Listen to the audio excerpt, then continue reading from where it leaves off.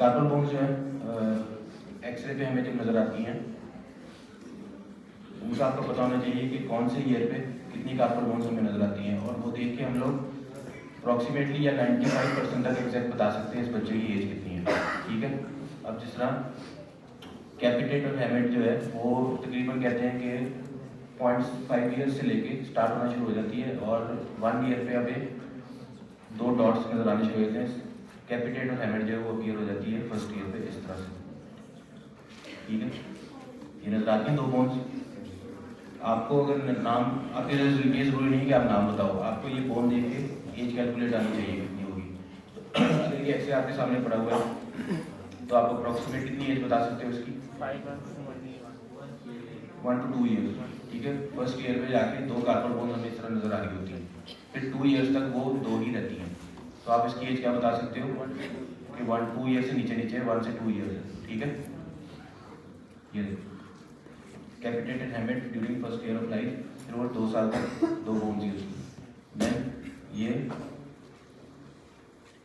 कैपिटेट hamate आ गई। उसके बाद ट्राइक्यूट्रल, it appears during the 3rd year of life. ठीक है, काउंट करो इसको कितनी है, 1, 2 और ये डॉट नजर आ रहा है, ये 3 कार्बन बोन्स नजर आ रही है। तो हम इसकी कितनी एज बता सकते हैं? 3 ईयर्स एग्जैक्ट बता सकते हैं। 3, 4, 5 तक हम एग्जैक्ट बता सकते हैं। 1 to 2 ईयर एस्टिमेट है, और उसके बाद 6 to 7 जो वो एक एस्टिमेट आप बता सकते हो।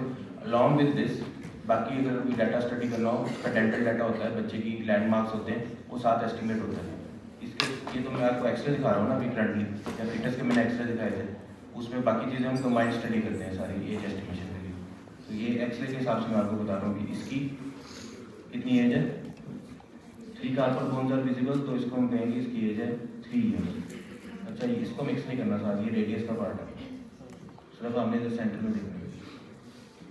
समझ आ रही? ये किस सीक्वेंस में जाती है या कौन सी बोन नजर आ रही है वो आपके लिए इंपॉर्टेंट नहीं है, आपको काउंट करनी आनी चाहिए। अगर इस तरह से मैंने पिक्चर ढूंढ के लगाई है, अगर इस तरह से आपको याद रह जाता है तो वो भी ठीक है। ये रेडियस है, ये अल्ना है। कैपिटेट कौन सी किस शेप की बोन करते थे एनाटॉमी में? बोर्ड शेप कहते थे, यही होती है ना। कैपिटेट हेमेट ट्राइक्यूट्रल हो गई, फिर lunate appears during the 4th year of life. ठीक है, ये देखो काउंट करो, 1, 2, 3 और ये 4। इसकी भी एज हम आराम से बता सकते हैं कि 4 ईयर से। अब ये थंब का लोअर पार्ट है, इसको नहीं मिक्स करना, ये रेडियस का पार्ट है, इसको नहीं मिक्स करना, हम इसको सेंटर में देख रहे हैं।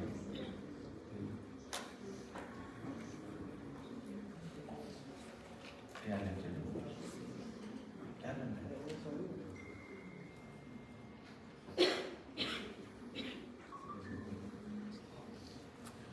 जियो को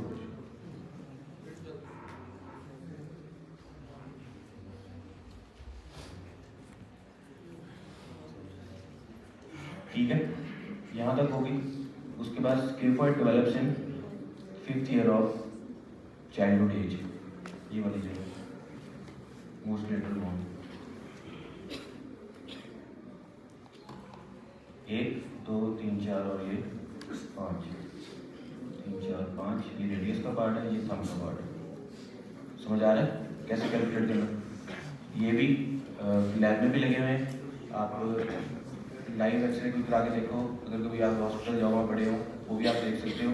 गूगल पड़ा पड़ा है, आप एज बताओ, उसका आपका एक्सरे मिल जाएगी अपनी प्रैक्टिस के लिए। हॉस्पिटल जाके भी आपको काम आएगी ये चीज़। एक्सरे जो है बहुत इंपॉर्टेंट है, चाहे कोई किसी फ्रैक्चर का हो, चाहे एज डिटर्मिनेशन का हो, हॉस्पिटल में जाके आपको बहुत ही काम आती है चीज़ें। अभी आप लोग हिस्ट्री शुरू करोगे लैब वार्ड्स में जाके, बहुत सारे एक्सरे होंगे, आप देखा करोगे हिस्ट्री के साथ। तो उसमें आपको जो क्लिनिकल नज़र आ रहा है, एज एस्टिमेशन भी किया करो साथ साथ उसकी, देखा करो। यहाँ तक हो गया। कैपिटेट hamate during first year of life, 2 bones हमें फर्स्ट ईयर पे नजर आती हैं, 2 साल तक 2 बोन्स ही रहती हैं। ट्राइक्यूट्रल 3rd ईयर पे नजर आती है, ल्यूनेट 4th ईयर पे, स्केफॉइड 5th ईयर पे। 5 साल तक हमारे पास 5 बोन नजर आ रही होती है, हम उसकी एस्टिमेट कर सकते हैं, इसकी एज 5 ईयर्स तक है। उसके बाद ये वाली जो बोन है ट्रेपेजियम ट्रेपेजाइड, ये 6 to 7 ईयर पे अपीयर हो जाती हैं दोनों इकट्ठी। ठीक है, जिस तरह 1 ईयर पे 2 बोन्स नजर आ रही थी तो 6 ईयर पे जाके भी ये दोनों ऑस्ट्रेलियन सेंटर बन जाते हैं। तो 7 ईयर तक ये 2 जो है अपीयर रहते हैं। ठीक है, अब काउंट करो। ये थंब का पार्ट है, इसको नहीं मिक्स करना। ये रेडियस का पार्ट है, ये लुना का पार्ट है। दरम्यान में काउंट करो, 1 2 3 4 5 6 और ये 7। ठीक है, 7 बोन्स उसमें नजर आ रही है। तो आप इसकी एज कितनी बताओगे? जैसे मैंने आपको बताया था रेंज 1 to 2 ईयर, इसकी रेंज क्या होगी? 6 to 7 ईयर है। लेकिन इसमें एक इंपॉर्टेंट चीज़ है कार्पल बोन्स की कि एक बोन जो है वो 12 ईयर पे जाके अपीयर होती है लास्ट। वो कौन सी? पिसिफॉर्म। ये इसकी सिग्निफिकेंस होगी। The pisiform bone appears during the 12th or 13th year of life, और वो ट्राइक्यूटल के ऊपर अपीयर होती है इस तरह। अगर आप बोन देखो ना, ये वाली, ये मोस्ट मीडियली ट्राइक्यूटल के ऊपर अपीयर होती है, बोन के ऊपर बोन। तो जब बोन के ऊपर बोन आएगी, उसका एक्सरे करेंगे तो शेडो किस तरह हो जाएगा? ट्रांसलूसेंट होगा, ओपेक होगा उस जगह पे, ओपेसिटी ज़्यादा होगी नजर आएगी। तो ये आइडेंटिफाई करने का तरीका है। एक नॉर्मल एक्सरे इसकी सारी शेडोइंग नॉर्मल है। जैसे ही बोन के ऊपर बोन आएगी जहाँ पे, तो वाइट सा आपको शेडो नजर आएगा उसमें। मैं दिखाता हूँ, ये भी है लेकिन आगे और क्लियर आ जाएगा।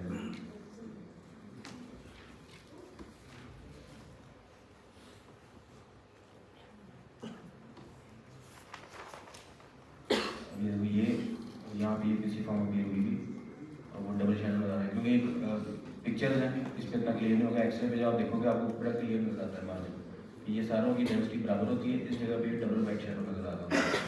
तो उससे आप एज कैलकुलेट कर सकते हो कि इसकी एज इतनी अप्रॉक्सीमेटली है। अब अगर ये 8 बोन्स नजर आ रही हैं आपको, ये देखो, अगर 8 बोन्स नजर आ रही हैं, आप कितनी एस्टिमेट बताओगे?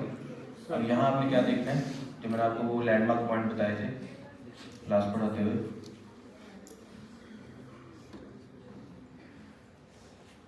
कि एल्बो, रिस्ट और नी जॉइंट ये कब फ्यूज होता है, ये आपको बताना चाहिए यहाँ पे।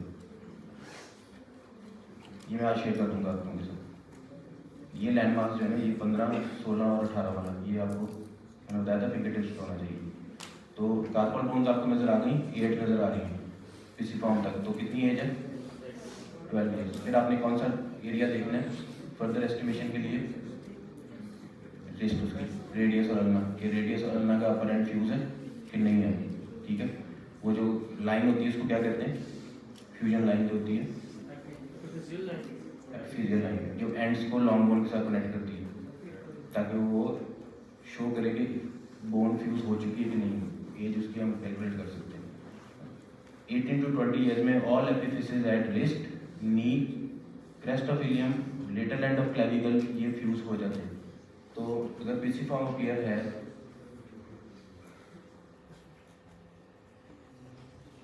ये थोड़ा सा मैथमेटिकल है इसलिए मैं आपको साथ साथ दिखा के डेफिनेशन।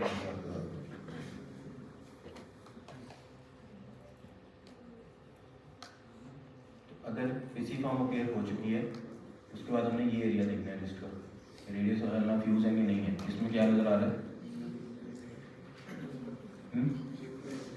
हाँ फ्यूज नहीं, ये कार्टिलेज लाइन नजर आ रही है एपिफिसिस के बीच में, डायफिसिस और एपिफिसिस के बीच में। तो फ्यूज नहीं है अभी बोन।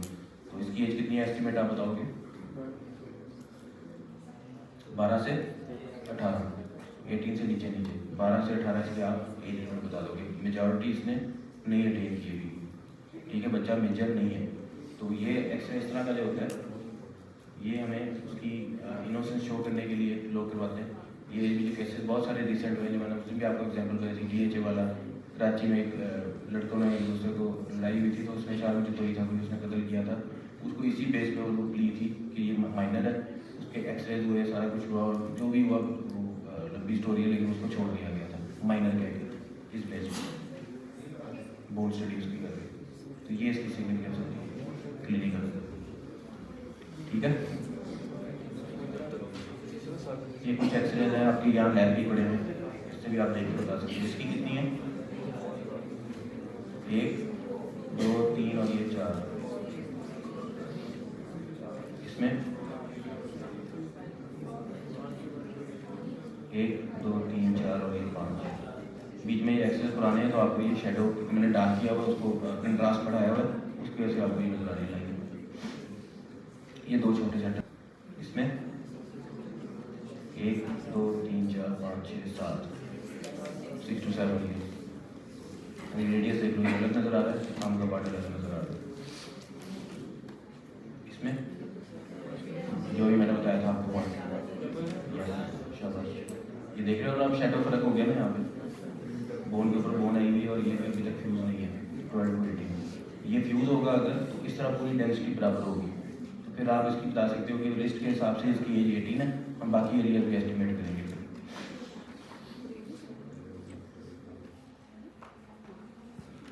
जितनी प्रैक्टिस करो उतना ज़्यादा बेहतर आपको आइडिया होगा। और इसमें इम्पोर्टेंट था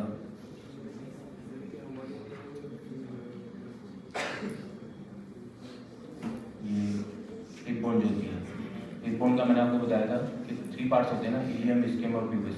यहाँ से इसकी फ्यूजन स्टार्ट होती है और फिर ग्रो करती है तीनों पार्ट्स के पास।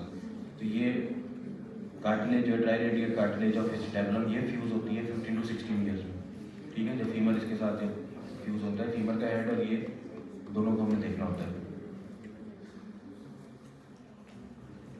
ये वही एरिया आपको उस पेपर में लिखा हुआ दिखाया था, 16 से 18 से 20 साल में।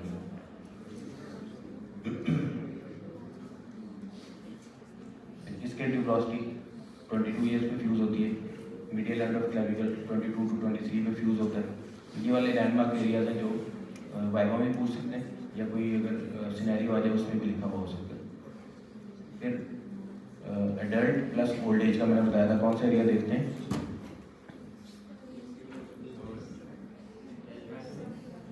आप बताओ यहाँ से। एडल्ट एज में कौन सा देखते हैं एरिया एज स्टडी के लिए?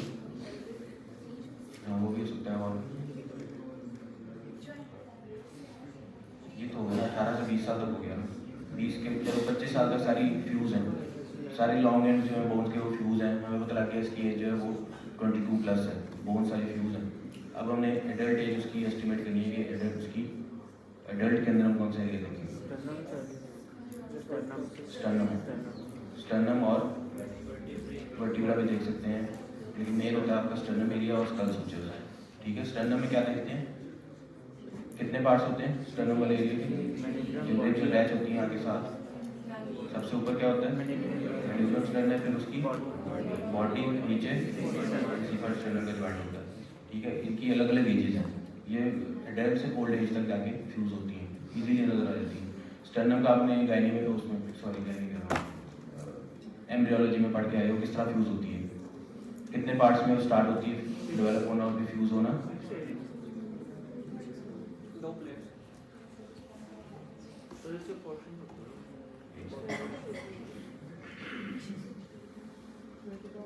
बॉडी है ना 4 पार्ट्स में डिवाइड होती है। तो अगर ये जो स्टार्ट होती है डिवीजन इसकी बिलो अपवर्ड्स फ्यूज होना स्टार्ट होती है। ये जो गैप्स नजर आ रहे हैं ना, ये लाइंस आपको, ये अगर फ्यूज नहीं होगा तो इसमें गैप्स नजर आएंगे। जिस तरह वो मैंने रेडियस का दिखाया ना, रेडियस अल्लाह उस तरह से गैप्स होते हैं इनके दरमियान में। अगर 14 साल से नीचे या 14 से 25 के दरमियान में एज है। बॉडी ऑफ स्टर्नम जो है ये फ्यूज होना शुरू होती है फ्रॉम 14 till 25 ईयर्स, ठीक है, बिलो अपवर्ड्स। 4 पार्ट्स होते हैं, आहिस्ता आहिस्ता फ्यूज होती है। और ये इस वक्त कंप्लीट है कि नहीं? फ्यूज कंप्लीट है, हल्की फुल्की वो थोड़ी सी रह गई है, लेकिन इसकी हम एज कितनी बताएंगे इसको देख के? 25 तक है, ठीक है। उसके बाद हमने जॉइंट्स देखने हैं, ये जीफर्ट का और मैनिब्रम्स करने का। और ये एडल्ट के अंदर आ गए। फिर जीफर्ट जो है वो स्टर्नम के साथ फ्यूज होती है 40 ईयर्स में, और मैनिब्रम्स बॉडी के साथ फ्यूज होती है 60 ईयर्स में। तो ये एडल्ट और ओल्ड एज दोनों हम स्टर्नम से एस्टिमेट कर सकते हैं। बहुत ईजी है। और इसका लैब के अंदर एक एक्सरे पड़ा हुआ है, उसके अंदर कन्फ्यूज पार्ट भी है इसका स्टर्नम का, वो भी आप लोग देखोगे प्रैक्टिकल में। तो इससे भी आप एडल्ट एज कैलकुलेट कर सकते हो।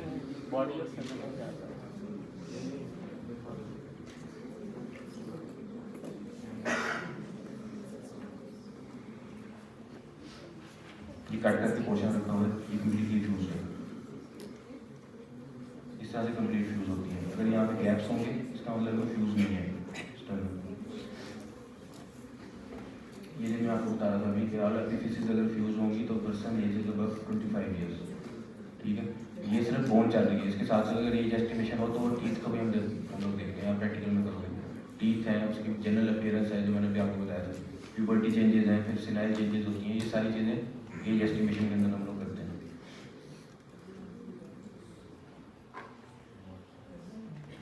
ये रिफर्ड मैंडिबल के अंदर एक रेडियोलॉजिकल या ग्रॉस डिफरेंसेस जो होते हैं न्यूनेट, एडल्ट और ओल्ड एज के, वो क्या होते हैं, बस यही याद रखो कि इसके अंदर एक मैंडिबल के अंदर यहाँ पे होल होता है, क्या कहते हैं उसको, मेंटल फोरामेन। तो वो उसके लेवल के हिसाब से एजेस जो है वो डिटरमिन की जाती है कि मेंटल फोरामेन न्यू बॉर्न्स के अंदर लो लेवल पे होता है, एडल्ट्स में वो ग्रोथ होती है, मिड में आ जाता है, ओल्ड एज के अंदर डिग्रेसिव चेंजेस की वजह से वो लेवल उसका ऐसा हो जाता है कि वो लगता है कि टॉप पे। तो न्यू बॉर्न, एडल्ट और ओल्ड एज मेंटल फोरामेन के लेवल से हम आइडेंटिफाई कर सकते हैं उसकी एज। ये वाला इन्फेंट में लोअर मार्जिन, फिर mid way and then close to the upper border. यहाँ से रिग्रेशन शुरू हुई थी ना बोन की और गम्स की, तो मेंटल फोरामेन अपीयरेंस ऐसी देता है कि ये टॉप पे चला गया, ठीक है। उसकी ग्रोथ हो के डिग्रेसिव चेंजेस हो के ओल्ड एज में वो इस जगह पे हमेशा होता है अपर लेवल। तो ये भी अगर कुछ चीज़ें ऐसी होती हैं जो आपको पढ़ाते हैं, जो हम प्रैक्टिकली देखते हैं, जो हम प्रैक्टिकली एग्जामिन करते हैं, कुछ चीज़ें ऐसी होती हैं बुक्स में लिखी होती हैं जो वाइवा एग्जाम में पूछी जाती हैं कि वो अगर नई एडवांसमेंट आ गई हम वो पढ़ा रहे हैं, लेकिन जो पेपर बना रहा है उसने वही पुरानी की के हिसाब से बनाना है, ठीक है। तो हमने ये साथ साथ इसको हम अपडेट भी करते रहते हैं, चेंजिंग करते रहते हैं, तो ये इसलिए आपको बतानी चाहिए जरूरी है साथ साथ।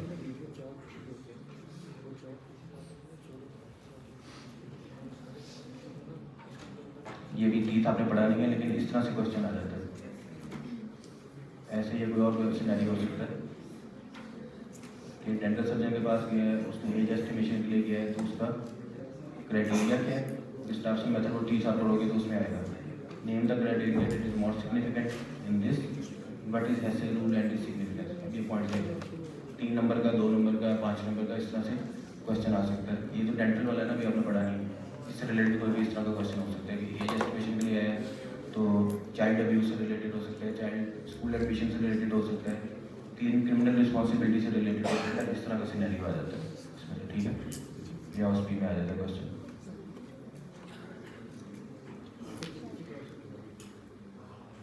स्कल सूचर जो है वो आपको पता होनी चाहिए, उनकी अगर आइडेंटिफिकेशन नहीं भी हो रही तो आपको पता होना चाहिए कौन से सूचर जो है वो कब कंप्लीट फ्यूज हो जाते हैं और एज होती है, ये भी मैथमेटिकली है। ये कौन सा सूचर है, सेजिटल, कॉर्नल और ये लैम्बर्ट। तो बस ये याद रख लो कि ये 30 to 35, 35 to 45 और लैम्बर्ट जो है वो ओल्ड एज में होता है, ठीक है। ये 3 लैंडमार्क पॉइंट्स आप याद रख लो, काफ़ी आप लोगों के लिए।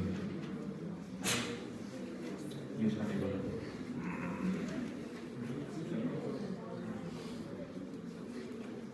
इसमें मैंने एक असाइनमेंट